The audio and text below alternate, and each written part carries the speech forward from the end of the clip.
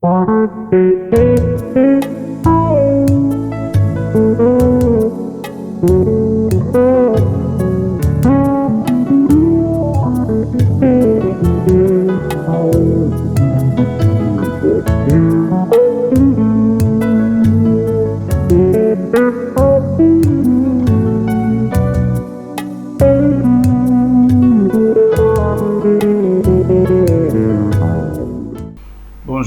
et bienvenue sur la Maison du Père. C'est un plaisir pour nous de vous retrouver après un long moment. Nous espérons que le Seigneur a été généreux avec vous. Nous espérons qu'il vous a gardé, vous a préservé. Et nous souhaitons demander au Seigneur qu'il vous bénisse dans tout ce que vous faites. Aujourd'hui, nous allons étudier une partie très importante de notre lutte spirituelle. Quelque chose que si nous arrivons à comprendre, cela nous permettrait de vaincre le démon, quelle que soit la situation, chaque fois qu'il se présentera. La Bible nous dit que tous les versets de l'Ancien Testament, en fait, nous permettent d'apprendre.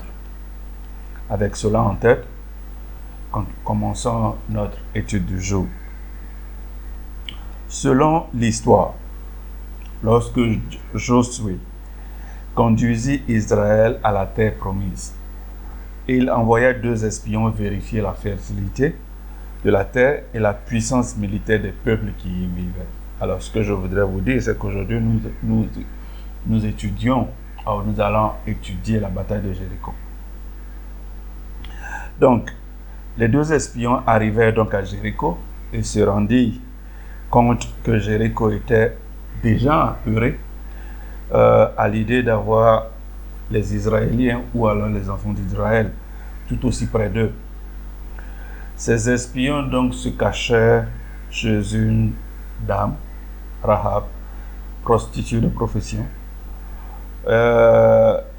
qui, en les sauvant ainsi, leur a permis aux espions, en tout cas, d'avoir la vie sauve, parce que certains gardes avaient été déjà lancés à leur trousse.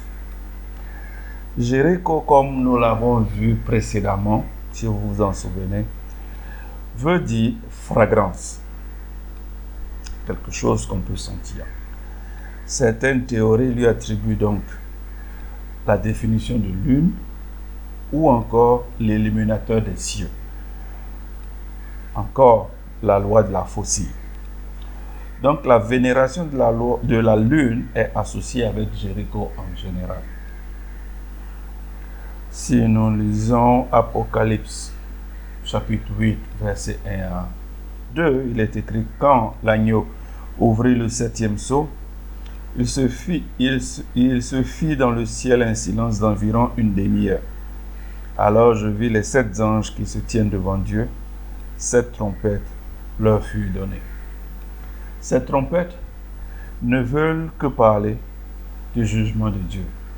Je vais laisser Anchou vous parler un peu plus de ce jugement. Nous allons commencer. D'abord, nous allons lire Nombre, le livre de Nombre, chapitre 10, versets 1 à 10. L'Éternel parla à Moïse en ces termes. Fais fabriquer 2 trompettes d'argent martelées. Elles te serviront pour convoquer la communauté et donner le signal du départ au camp. Dès que ces 2 trompettes sonneront ensemble, toute la communauté se rassemblera auprès de toi à l'entrée de la tente et de la rencontre.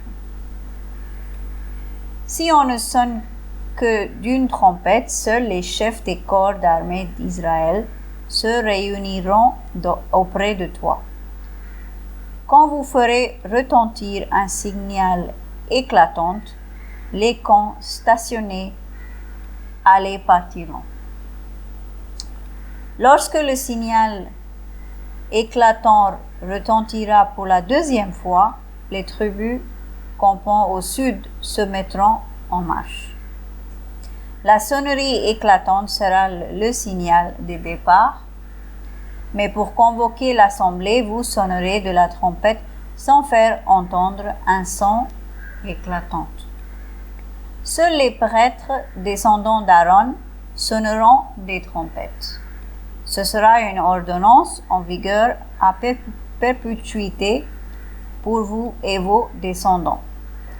Lorsque vous serez installés dans votre pays et que vous partirez en guerre contre un agresseur, vous ferez retentir un signal éclatant de vos trompettes. Ainsi, vous vous rappellerez à l'attention de l'Éternel, votre Dieu, et vous serez délivrés de vos ennemis. Vous sonnerez aussi de ces trompettes dans vos jours de joie, lors de vos fêtes religieuses, et au commencement des mois, lorsque vous offrirez vos holocaustes et vos sacrifices de communion. Ce sera un moyen de vous rappeler au souvenir de votre Dieu. Je suis l'Éternel, votre Dieu. Alors, bien vrai que le Seigneur remportera la victoire pour vous, il vous faut tout de même faire le travail ou la bataille ici sur terre. La sonnerie de la trompette est un moyen de se souvenir de l'aide reçue du Seigneur pour la victoire. Lisons maintenant Josué chapitre 6 verset 8. Le peuple fit comme Josué l'avait ordonné. 7 prêtres portant 7 corps faits de cornes de bélier passèrent devant l'Éternel et se mirent à sonner de leurs instruments tandis que le coffre de l'Alliance suivait. Ici, on comprend qu'il y a 7 prêtres qui se mirent à sonner de leurs instruments et le coffre suivit. Dans Apocalypse, on a lu qu'il y avait 7 anges et 7 trompettes, qui ne sont que des jugements de Dieu. Ce que Josué fit à Jéricho est aussi un jugement de Dieu. Essayons d'étudier maintenant cette histoire de façon chronologique à présent. Alors, Josué chapitre 5 verset 2. À cette même époque, l'Éternel dit à Josué, « Fais-toi des couteaux de silex et circoncis cette deuxième génération d'Israélites. » Josué 5, Josué 5, versets 7 à 9. Mais il leur substitua leurs fils. Ce sont eux que Josué circoncis, puisqu'ils ne l'avaient pas été pendant la marche dans le désert. Après que tout le peuple eut été circoncis, ils restèrent sur place dans le camp jusqu'à leur guérison. Puis, l'Éternel dit à Josué, « Aujourd'hui, je fais rouler loin de vous l'opprobre de l'Égypte. C'est pourquoi cet endroit fut appelé Gilgal, le roulement, nom qu'il a conservé jusqu'à ce jour. » Premièrement, on se doit de renouveler notre alliance avec Dieu. On se doit d'être correct en tout temps, en tout lieu, avec Dieu. Cette génération s'est faite circoncis parce qu'elle est née dans le désert. C'est la génération qui est née pendant que leurs parents étaient en train de vagabonder dans le désert.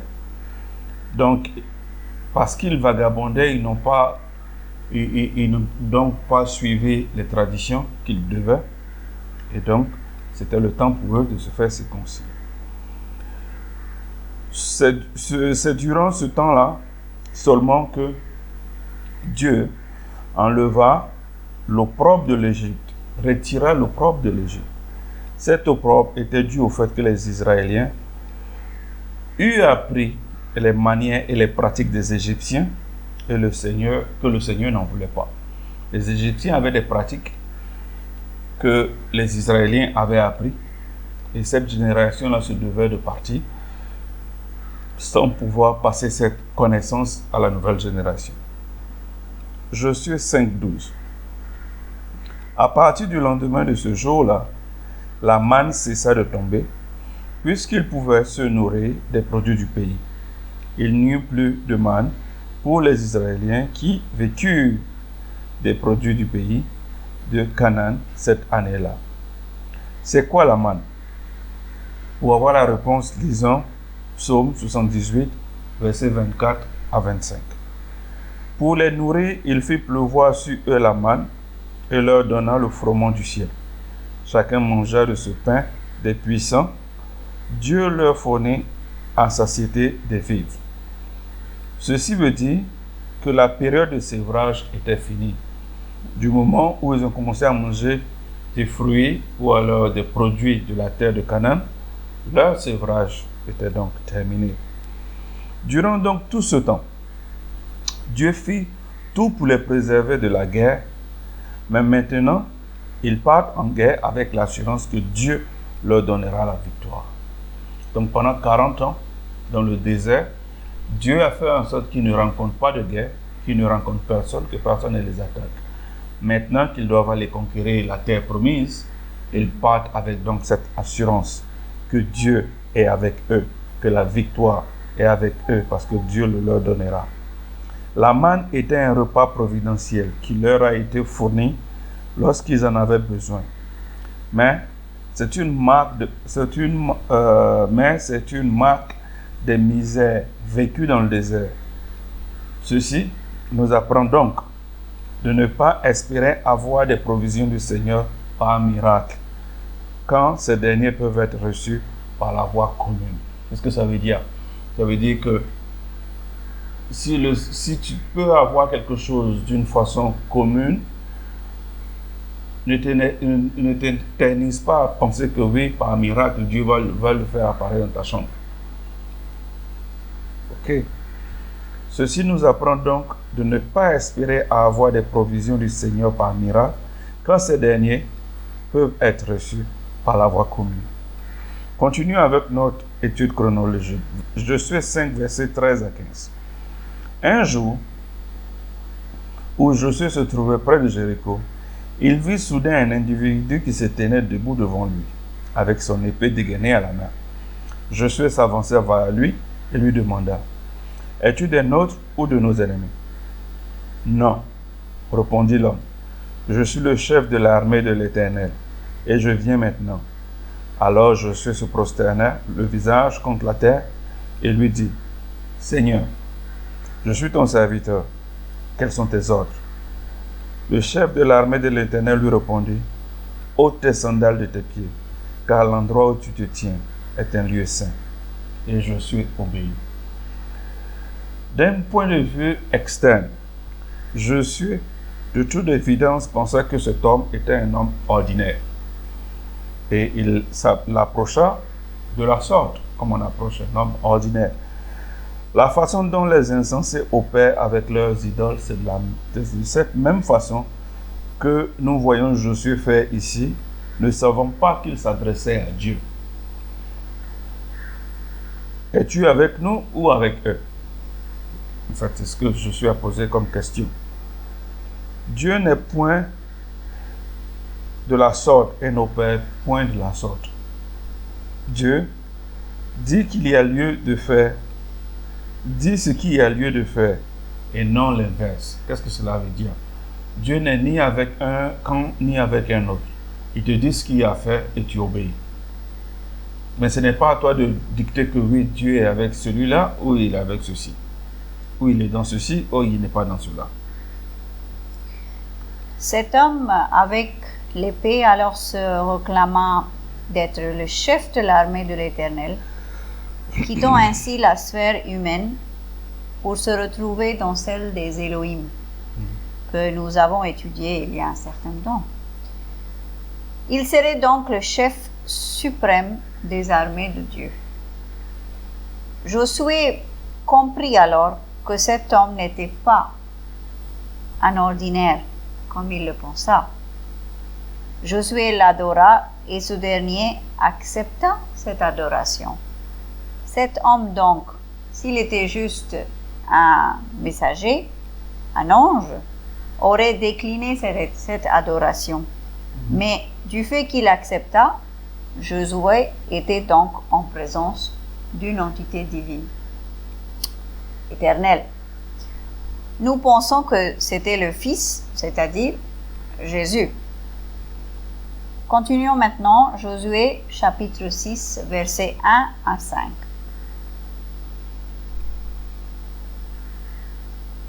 La ville de Jéricho avait soigneusement fermé toutes ses portes et s'était barricadée derrière par peur des Israélites. Plus personne n'entrait ni ne sortait par ces portes. L'Éternel dit alors à Josué, « Regarde, je te livre Jéricho, son roi, et tous ses guerriers. Pendant 6 jours, toi et tous tes soldats, vous ferez chaque jour le tour de la ville, 1 fois par jour. 7 prêtres portant chacun un corps fait d'une corne de bélier précédera le coffre de l'alliance. Le 7e jour, vous ferez 7 fois le tour de la ville, et les prêtres sonneront du corps. Quand le peuple les entendra produire avec leur corps un son prolongé, tout le monde poussera un grand cri, et les remparts de la ville s'écrouleront sur place. Alors le peuple donnera l'assaut, chacun droit devant soi. Dieu donna une stratégie à Josué et lui permit donc de comprendre que c'est le Seigneur qui mène la bataille et non l'armée de Josué contre Jéricho. La victoire de Jéricho se devait être préparée spirituellement et non militairement. Que celui qui comprenne ce qui est en train d'être dit ici. Lisons maintenant Josué chapitre 6, versets 8 à 11. Le peuple fit comme Josué l'avait ordonné. 7 prêtres portant 7 corps faits de cornes de bélier passèrent devant l'Éternel et se mirent à sonner de leurs instruments tandis que le coffre de l'Alliance suivait. Les hommes armés les précédaient, une arrière-garde suivait aussi le coffre. Ils marchaient au son du corps. Josué avait donné cette consigne au peuple. Pas de cri, restez muets, ne dites pas une parole jusqu'au jour où je vous ordonnerai de pousser des cris. Le coffre de l'Éternel fit 1 fois le tour de la ville, puis tous rentrèrent au camp pour la nuit. Les gens étaient armés et étaient destinés à garder les prêtres, l'arc et le reste de la troupe. Quand on lit le verset 20 du même chapitre, on se rend compte que les soldats qui circulaient tranquillement autour de la ville n'ont eu qu'à juste escalader la muraille pour entrer dans Jéricho, car les murs sont tombés d'eux-mêmes. Rappelez-vous, Ancho avait dit que le Seigneur a donné une stratégie. Lisons Josué 6, versets 20 à 21. On sonna donc du corps. Dès que le peuple l'entendit, il poussa un formidable cri, et le rempart s'écroula sur place. Aussitôt, les Israélites s'élancèrent à l'assaut de la ville, chacun droit devant soi, et ils s'en emparèrent. Ils exterminèrent par l'épée, pour les vouer à l'Éternel, hommes et femmes, enfants et vieillards, taureaux, moutons et ânes, tout ce qui vivait dans la ville. Dieu voulait prouver à Israël et à ses ennemis que Dieu a fait cela et non une activité humaine. Avoir des murs qui s'écroulent d'eux-mêmes juste au son d'un corps, c'est quelque chose de spirituel, c'est quelque chose de divin. C'est pas humain. Après avoir conquis Jéricho, donc, Josué maudit la ville. Lisons Josué 6, 26 à 27. À la même époque, Josué prononça ce serment solennel. Maudit soit devant l'Éternel celui qui tentera de rebâtir cette cité, de reconstruire Jéricho. C'est auprès de son fils aîné qu'il posera ses fondations, et au prix de son fils cadet, il fixera ses portes. L'Éternel fut avec Josué et sa renommée se répandit dans tout le pays. Il y a eu malédiction sur Jéricho, car Dieu n'y avait pas été respecté. Jéricho a été une abomination devant Dieu, et on le lit aussi dans Deutéronome 28, 15, qui nous dit par contre, si vous n'obéissez pas à l'Éternel votre Dieu, vous ne veillez pas à appliquer tous ses commandements et ses lois que je vous transmets moi-même aujourd'hui, voici quelles malédictions fondront sur vous. Josué donc jeta une malédiction sur la ville et surtout sur la progéniture de celui qui s'hasarderait à la reconstruire. Lorsque Dieu n'est pas dans quelque chose, c'est ce qui arrive. Hébreux 11, 30 à 31. Par la foi, les murailles de Jéricho se sont écroulées quand le peuple en a eu fait le tour pendant 7 jours. Par la foi, Rahab la prostituée n'est pas morte avec ceux qui étaient désobéissants envers Dieu, parce qu'elle avait accueilli avec bienveillance les Israélites envoyés en éclaireur. Les Israéliens avaient foi en Dieu. Ils savaient qu'en exécutant à la lettre ce qui avait été prescrit, la victoire sera au bout du compte. Foi en Dieu. Rahab la prostituée mit sa foi aussi en les personnes, c'est-à-dire les espions qui sont venus.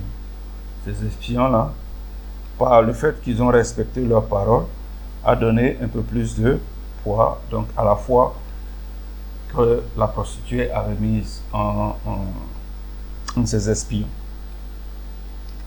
Lisons maintenant Luc chapitre 10, versets 29 à 30. Mais l'enseignant de la loi, voulant se donner raison, reprit.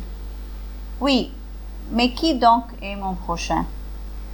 En réponse, Jésus lui dit, il y avait un homme qui descendait de Jérusalem à Jéricho.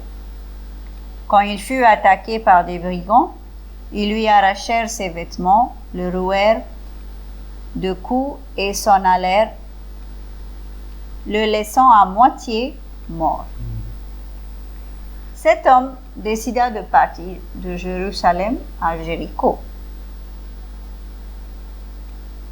De partir de Jérusalem, qui est béni, à Jéricho, qui est maudit. Ça veut dire que il est parti de Jérusalem, qui est béni, à Jéricho, qui est maudit. Et s'est retrouvé entre des brigands. C'est ce qui arrive le plus souvent à ceux qui partent de la bénédiction à la malédiction. Nous sommes donc supposés avoir la foi et être spirituellement vêtus du Christ. On ne peut être blessé que si nous sommes dévêtus de ce recouvrement spirituel qui est Christ.